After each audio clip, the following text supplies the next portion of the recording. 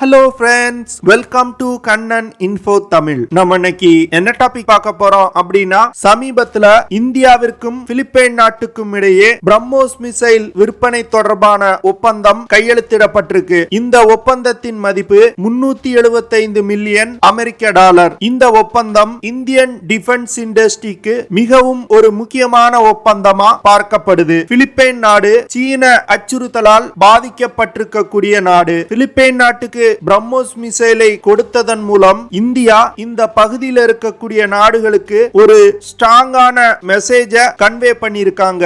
இந்த வீடியோல அது என்ன மெசேஜ், இந்தியாவுடைய டிஃபென்ஸ் இண்டஸ்ட்ரியோட வளர்ச்சி எப்படி இருக்க போகுது, சவுத் ஈஸ்ட் ஏசியால இந்தியாவுடைய திட்டம் என்ன அப்படிங்கறத பத்தி நம்ம டீடைலா இந்த வீடியோல பார்க்கலாம். நீங்க இப்பதான் நம்ம சேனலுக்கு ஃபர்ஸ்ட் டைம் வர்றீங்க அப்படின்னா நம்ம சேனலை சப்ஸ்கிரைப் பண்ணிக்கங்க. அப்படியே அந்த பெல் நோட்டிபிகேஷன் கிளிக் பண்ணி ஆல்ங்கிற ஆப்ஷனை எனேபிள் பண்ணிக்கங்க.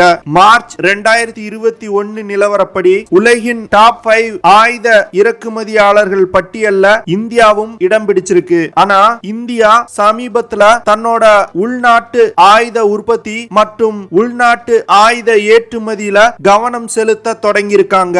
ஆயுத இறக்குமதிய குறைத்து உள்நாட்டிலே ஆயுத தயாரிப்பை அதிகரிக்க பலவிதமான முயற்சிகளை மேற்கொண்டு வர்றாங்க. அது மட்டும் இல்லாம தன்னோட உள்நாட்டு உற்பத்தியை அதிகரிப்பதன் மூலம் இந்திய ஆயுதங்களை வெளிநாட்டுக்கு ஏற்றுமதி செய்யும் வேலையிலையும் தீவிரமா இறங்கி இருக்காங்க. ஆயுத ஏற்றுமதி செய்யக்கூடிய நாடுகளின் பட்டியல்ல இந்தியா 24வது இடத்தை பிடிச்சிருக்காங்க. ஆனா இந்தியாவுடைய திட்டம் என்னவா இருக்கு அப்படின்னா, டிஃபென்ஸ் எக்யூப்மெண்ட்ஸ் மேனுஃபேக்சரிங் அதிகப்படுத்தி ஆயுத ஏற்றுமதியையும் அதிகப்படுத்தணும். இதன் மூலமா உலகின் மிகப்பெரிய ஆர்ம்ஸ் எக்ஸ்போர்ட்டர் அப்படிங்கிற நிலைக்கு உயரணும் அப்படிங்கிறது இந்தியாவுடைய நோக்கமா இருக்கு. 2025வது வருடத்துக்குள் 5 பில்லியன் அமெரிக்க டாலர் மதிப்பிலான டிஃபென்ஸ் எக்யூப்மெண்ட்ஸ் இந்தியா ஏற்றுமதி செய்ய முயன்று வந்துட்டு இருக்காங்க. தன்னோட நட்பு நாடுகளுடன் பேச்சுவார்த்தை நடத்தும் போது இந்தியா விற்பனை செய்யக்கூடிய ஆயுதங்கள் குறித்து அவங்களுக்கு தெரியப்படுத்துறாங்க. அது மட்டும் இல்லாம ஆயுத ஏற்றுமதியை எளிமைப்படுத்தும் விதமா பல முக்கியமான விஷயங்களை இந்திய அரசாங்கம் பண்ணியிருக்காங்க. இந்தியாவுடைய ஆயுதங்களை மற்ற நாடுகளிடம் ப்ரமோட் செய்வதற்கு பல முயற்சிகளை செய்து வர்றாங்க. சமீபத்துல பிலிப்பைன் நாடு இந்தியாவிடம் இருந்து பிரம்மோஸ் மிசைல வாங்கியிருக்காங்க. பிலிப்பைன் எதற்காக பிரம்மோஸ் மிசைல வாங்கியிருக்காங்க அப்படின்னா, சீனாவுக்கு எதிராக தங்களோட கோஸ்டல் டிஃபென்ஸ வலிமைப்படுத்துவதற்காக. இந்த ஒப்பந்தத்தின் மூலம் இந்தியாவிடம் இருந்து 3 பிரம்மோஸ் மிசைல் பேட்டரிகளை பிலிப்பைன் வாங்கியிருக்காங்க. ஒரு பேட்டரியில 2 மிசைல் லான்ச்சர்கள், ஒரு ரடார் மற்றும் கமாண்ட் அண்ட் கண்ட்ரோல் ஸ்டேஷன் இருக்கு. பிரம்மோஸ் மிசைல் சிஸ்டம் மூலமா 10 செகண்ட்ல 2 மிசைல்களை லான்ச் செய்ய முடியும். இந்த ஒப்பந்தத்தின்படி பிரம்மோஸ் மிசைல்களை இயக்குவதற்கான பயிற்சி மற்றும் மிசைல்கள் சப்ளை போன்ற விஷயங்களையும் இந்தியா செய்ய இருக்காங்க. சவுத் சைனா சீல தான் உரிமை கோரக்கூடிய பகுதிகளை பாதுகாக்கிறதுக்காக இந்தியாவிடம் இருந்து பிரம்மோஸ் மிசைல்களை வாங்குறாங்க. பிலிப்பைன் நாட்டுடன் 1990களில் இருந்து சீனா பிரச்சனை பண்ணி வர்றாங்க. 1992ல சீனா பிலிப்பைன் நாடு உரிமை கோரக்கூடிய பகுதியான மிஸ்டீவியஸ் ரீஃப் அப்படிங்கிற பகுதியை கைப்பற்றினாங்க. 2012ல பிலிப்பைன் நாட்டு கடற்படைக்கும் சீன கடற்படைக்கும் கார்பரோ ஷோல் அப்படிங்கிற இடத்துல வச்சு ஒரு மோதல் நடைபெற்றுச்சு. இப்ப சமீப காலத்துல சீன கடற்படையின் அத்துமீறல்கள் பல மடங்கு அதிகரிச்சிருக்கு. சீன கடற்படையின் இந்த அத்துமீறல்கள் பிலிப்பைன் நாட்டுடன் மட்டும் கிடையாது, அனைத்து தெற்காசிய நாடுகளுடனும் இதே போன்ற அத்துமீறல்களை சீனா பல தடவை நடத்தியிருக்காங்க. சில சமயத்துல சவுத் ஈஸ்ட் ஏசியன் கண்ட்ரீஸோட எக்ஸ்க்ளூசிவ் எக்கனாமிக் ஜோன் பகுதியில சென்று சீனா உரிமை கோர்றாங்க. 2016ல பிலிப்பைன் நாடு தென் சீன கடல் பகுதியில் இருக்கக்கூடிய பிரச்சனை தொடர்பா சர்வதேச நீதிமன்றத்தை அணுகுனாங்க. சீனாவின் உரிமை கோரல்களை சர்வதேச நீதிமன்றம் நிராகரிச்சாங்க. ஆனா பிலிப்பைன் நாடு இந்த வழக்குல வெற்றி அடைந்தாலும் சீனாவின் அத்துமீறல்கள் இந்த பகுதியில தொடர்ந்து அதிகரித்துக் கொண்டேதான் இருக்கு. சீன அதிபர் ஜி ஜின்பிங்கின் தலைமைக்கு கீழ் சீனா தன்னை சுத்தியுள்ள அனைத்து அண்டை நாடுகளுடனும் பிரச்சனையில் ஈடுபட்டிருக்காங்க.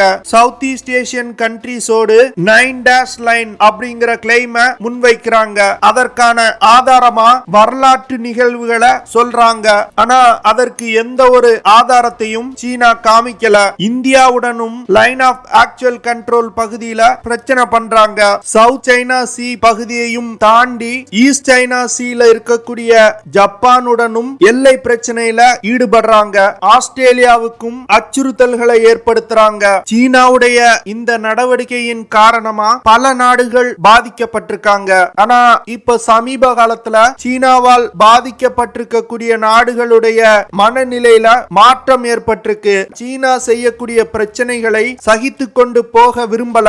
அதனால சீனாவால் பாதிக்கப்பட்ட நாடுகள் அனைத்தும் ஒன்றிணைந்து சீனாவுடைய விரிவாக்க திட்டத்தை தடுக்க முயல்றாங்க. குறிப்பா சொல்லணும் அப்படின்னா குவாட், ஆக்கஸ் போன்ற அமைப்புகள் சீனாவுடைய இந்த நடவடிக்கையின் காரணமா உருவான அமைப்புகள் தான். சீன ராணுவம் மற்றும் கடற்படை நாளுக்கு நாள் தங்களோட பலத்தை அதிகரித்து வர்றாங்க. அதனால சவுத் ஈஸ்ட் ஏசியன் பகுதியில் இருக்கக்கூடிய நாடுகள் தங்களோட எல்லை பகுதியை தக்க வைத்துக் கொள்வதற்காக இந்தியா, அமெரிக்கா போன்ற நாடுகளின் நட்புறவை நாட வேண்டிய சூழ்நிலை ஏற்படுத்தியிருக்கு. இந்தியா சவுத் ஈஸ்ட் ஏசியன் கண்ட்ரீஸ்ல நிலவக்கூடிய இந்த சீன அச்சுறுத்தலை பயன்படுத்தி கொண்டு இந்த நாடுகளுடனான நட்புறவை மேலும் அதிகரிக்க முயல்றாங்க.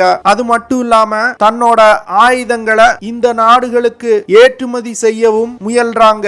இந்தியா எதற்காக இது போன்ற செயல்களில் ஈடுபடுறாங்க அப்படின்னா, எப்படி இந்தியாவை சுற்றியுள்ள நாடுகளுக்கு சீனா ஆயுதங்களை விற்று இந்தியாவிற்கு எதிராக அந்த நாடுகளை திசை திருப்புறாங்களோ அதே போன்று தென் சீன கடல் பகுதியில் இருக்கக்கூடிய நாடுகளுக்கு ஆயுதங்களை விற்று நட்புறவை ஏற்படுத்தி சீனாவுக்கு எதிராக இந்த நாடுகளை திருப்பும் வேலையில ஈடுபட்டிருக்காங்க.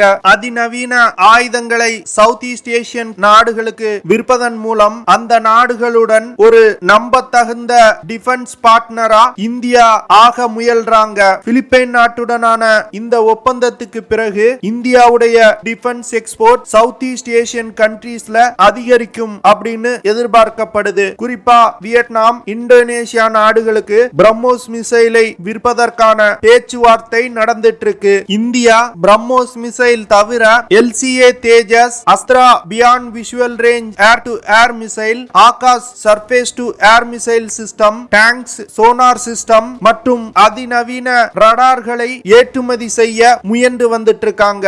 எப்போ கல்வான் வேலியில இந்தியாவிற்கும் சீனாவிற்கும் இடையே மோதல் ஏற்பட்டுச்சோ அதுல இருந்து இந்தியாவுடைய செயல்பாட்டுல ஒரு மிகப்பெரிய மாற்றம் ஏற்பட்டிருக்கு. இந்தியா அமெரிக்காவுடன் நெருக்கமான உறவை ஏற்படுத்திட்டாங்க. ஜப்பான், பிலிப்பைன், ஆஸ்திரேலியா போன்ற தென் சீன கடல் பகுதியில் இருக்கக்கூடிய நாடுகளுடன் நெருக்கமான உறவை ஏற்படுத்தி சீனாவுக்கு எதிராக தென் சீன கடல் பகுதியில இந்தியா களமிறங்கி இருக்காங்க. சீனா இந்திய எல்லையில பிரச்சனை பண்ணுச்சு அப்படின்னா தென் சீன கடல் பகுதியில சீனாவுக்கு எதிராக நாங்களும் செயல்படுவோம் அப்படிங்கிறது மாதிரி இந்தியா இந்த பகுதியில இப்ப செயல்பட்டு வந்துட்டு இருக்காங்க.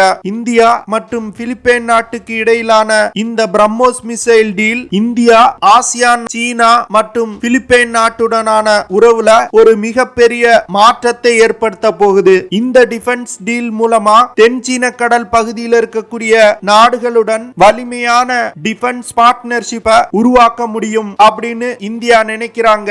இந்தியா ஆசியான் நாடுகளுடன் உறவை மேம்படுத்தி ஆயுதங்களை விற்பதன் மூலம் தென் சீன கடல் பகுதியில சீனாவை எதிர்க்க திட்டமிட்டிருக்காங்க. இதன் மூலமா சீனாவுடைய ஆதிக்கத்தை அனைத்து இடங்களிலும் குறைக்க முடியும் அப்படின்னு இந்தியா நினைக்கிறாங்க.